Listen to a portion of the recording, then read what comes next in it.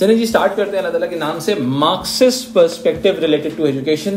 To understand the Marxist perspective through my lectures it is very important to understand the functionalist perspective first. ठीक है, functionalist के बहुत सारे perspective actually Marxist के अंदर antonym के तौर पे एक अपोनेंट प्रोस्पेक्ट के तौर पे सामने आते हैं। लाइक सोशल सॉलिडारिटी का जो प्रिंसिपल फंक्शनलिस्ट देते हैं या हिडन करिकुलम का जो पर्सपेक्टिव फंक्शनलिस्ट देते हैं, वो उसी एलिमेंट को, हिडन करिकुलम को ही actually enforcement of capitalist order कह सकते हैं। ठीक है, एक्चुअल में अगर हम मार्क्सिस्ट की बात करते हैं इसके अंदर, तो मार्क्सिस्ट दरअसल क्या है, कॉन्फ्लिक्ट स्ट्रक्चरलिज्म पर बिलीव करते हैं। सही है, कॉन्फ्लिक्ट स्ट्रक्चरलिज्म क्या होता है, जो against the existing social order होता है, against the existing social order, यानी कि जो सिस्टम में चल रहा है वो उसको अपोज करते हैं, बिकॉज उनके नजदीक एग्जिस्टिंग सोशल ऑर्डर में lead towards the social inequality, society में इनइक्वालिटी क्रिएट हो रही है उससे।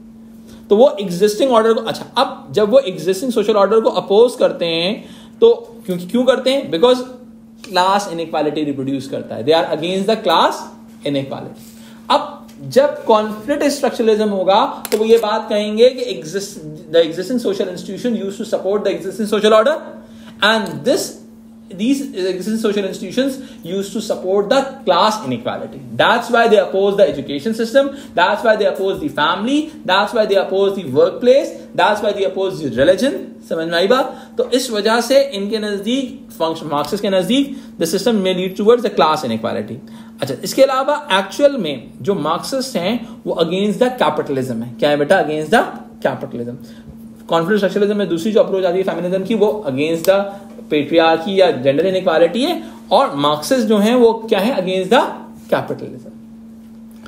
इनको लगता है कि education system used to reproduce the capitalist order, education system used to reproduce the workforce for the capitalism, यानी कि एजुकेशन सिस्टम इन तमाम आइडियाज को सपोर्ट करता है जो कैपिटलिज्म और कैपिटलिस्ट रिलेटेड आइडियाज होते हैं। सही है, इसी वजह से मार्क्सिस्ट जो हैं वो इस पूरे सिस्टम को, इस पूरे मैकेनिज्म को सपोर्ट नहीं करते। एक्चुअली अब जाहिर सी बात है, they are against the social institutions like education also. इसके अलावा अगर हम बात करते हैं कि सोशल इंस्टीट्यूशंस क्या करते हैं, कहता है according to Marxist, social institution act like agents of capitalism, यानी कि ये सोशल इंस्टीट्यूशंस दरअसल एजेंट्स ऑफ कैपिटलिज्म का रोल प्ले कर रहे होते हैं, यानी कि कैपिटलिज्म को एक तरह से सोसाइटी के अंदर इन्फोर्स करने वाले इंस्टीट्यूशंस हैं। सही है, अब क्योंकि देखो, अगर एजुकेशन सिस्टम इफेक्टिव वर्कफोर्स नहीं देगा तो कैपिटलिज्म सर्वाइव नहीं कर सकता। एजुकेशन सिस्टम इन्फिल्ट्रेट करता है वो तमाम वैल्यूज जो एक कॉर्पोरेट स्लेव या फिर आप कह सकते हो एक वर्कर के लिए मैंडेटरी होते हैं।